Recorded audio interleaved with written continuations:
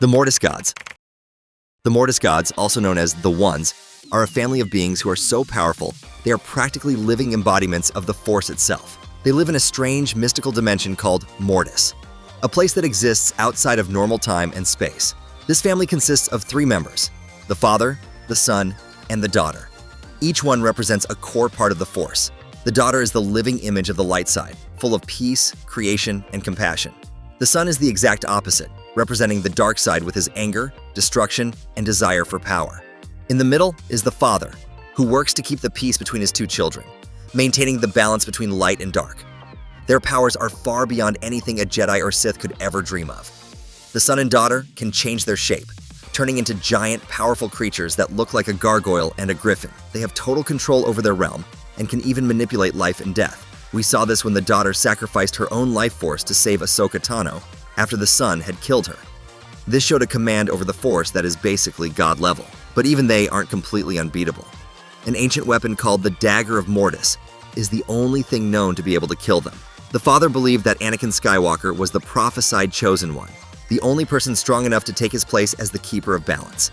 He tested Anakin, who proved he could control both the Son and the Daughter, but ultimately, Anakin refused the job, leaving the fate of the Force's balance in question.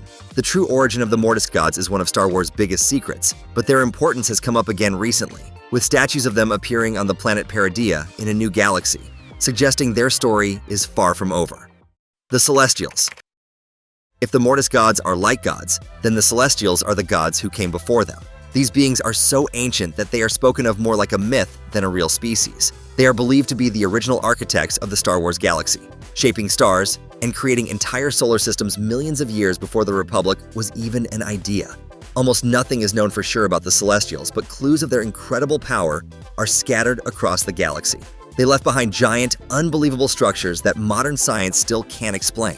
One of their most famous creations is Centerpoint Station, a space station so massive and powerful it could move entire planets and stars, and even create black holes. Other creations are thought to include the Maw Black Hole Cluster and strange star systems like the Corellian system. They were described as beings of pure energy, who could bend the laws of physics to their will. They were not just builders, they were true masters of creation on a scale that is hard to even imagine.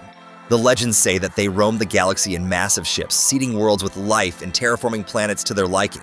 While they have been gone for ages, their influence is still felt. Some theories even suggest that they created the Force-sensitive bloodlines that would eventually lead to the Jedi and Sith. The Celestials are the ultimate mystery in Star Wars, a reminder that no matter how much is discovered, there are always older and more powerful secrets hidden in the galaxy's past. They are the landscapers of the universe, and every being that came after them is simply living in the garden they planted. Abeloth. In the deepest, darkest corners of Star Wars lore, there is a creature so terrifying that she makes the Sith look like playground bullies. Her name is Abeloth, and she is known as the Bringer of Chaos. Her story is tied directly to the Mortis Gods. A very long time ago, she was a mortal woman who served the godlike family and eventually became a part of it, taking on the role of the mother. She helped the Father keep the Son and Daughter in balance, but unlike them, she was not immortal. As she grew old, she became terrified of losing her family. In her desperation to live forever, she did the unthinkable. She drank from the forbidden font of power and bathed in the pool of knowledge. This act corrupted her completely, twisting her body and shattering her mind. She was no longer the mother. She became Abeloth, a monstrous being of pure chaos with an endless hunger for power and control. Her power became so immense and destructive that her former family, the Son and the Daughter, had to imprison her. They used the Celestial superweapon, Centerpoint Station, to create the Maw, a cluster of black holes that would serve as her eternal jail. For thousands of years, she was trapped, but every so often she would find a way to escape, and the Ones would have to work together to lock her away again. After the Mortis Gods died during the Clone Wars, her prison was weakened, and she was eventually released upon the galaxy. Abeloth's power was unlike anything else. She could possess people, drive entire planets insane with her mind, and twist reality around her. It took the combined strength of Jedi Grandmaster Luke Skywalker and the powerful Sith Lord Darth Krayt to finally defeat her, and even then, Luke believed she could one day return. Bendu. In a galaxy defined by the fight between the light side and the dark side, there is a being who simply doesn't care about that fight. This being is named Bendu, and he calls himself the One in the Middle. Bendu is a massive, ancient creature who is deeply connected to the Force, but he refuses to pick a side. He sees the Jedi and the Sith as two sides of the same coin, both obsessed with a struggle that he believes is pointless. He first appeared in Star Wars Rebels, living on the remote planet of Atollon.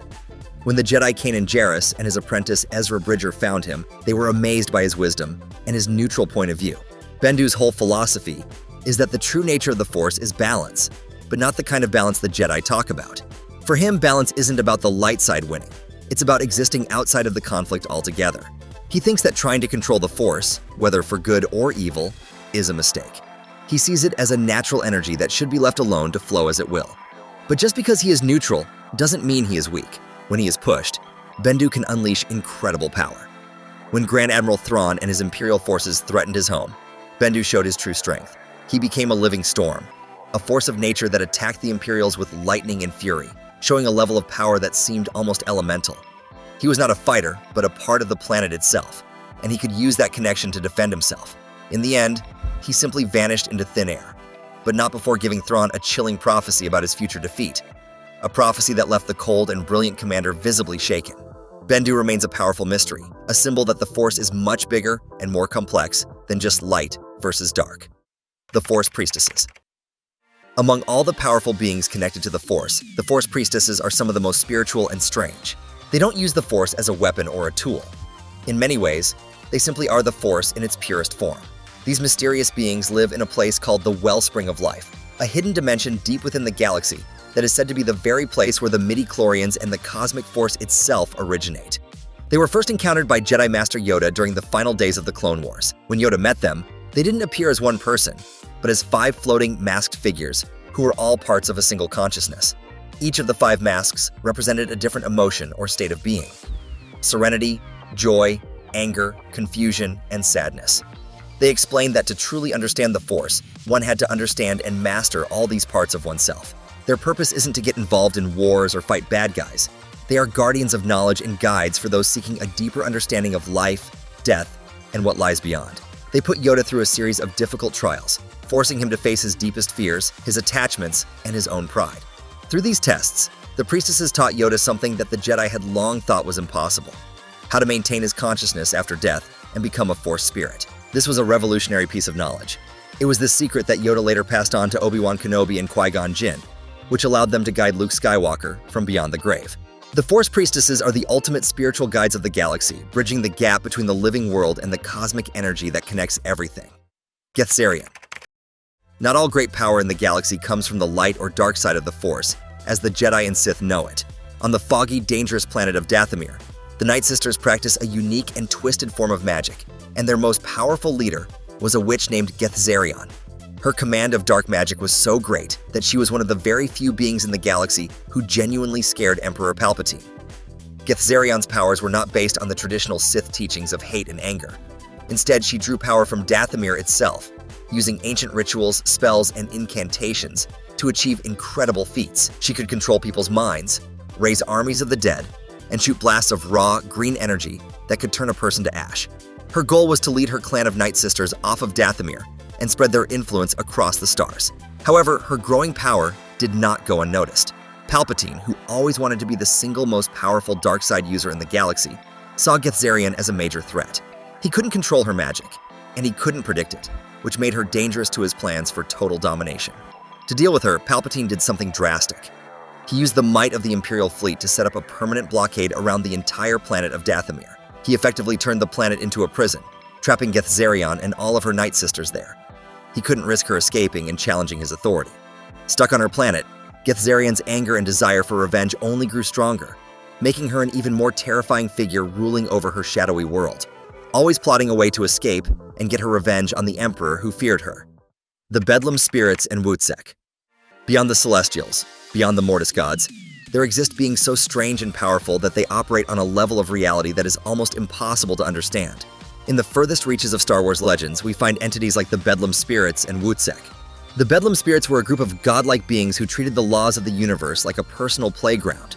They were reality warpers of the highest order, able to manipulate time, space, and life with just a thought. They could create things out of thin air or wipe them from existence just as easily.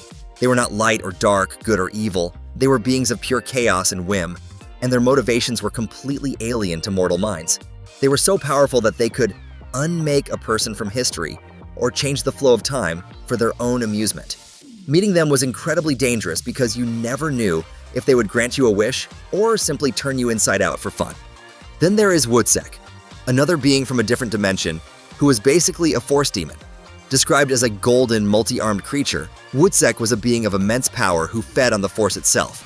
His abilities were not well defined, but he was considered a force of nature capable of wiping out entire civilizations. Both the Bedlam spirits and Wutsek represent the idea that there are things in the universe far older and more powerful than the Jedi or the Sith could ever comprehend.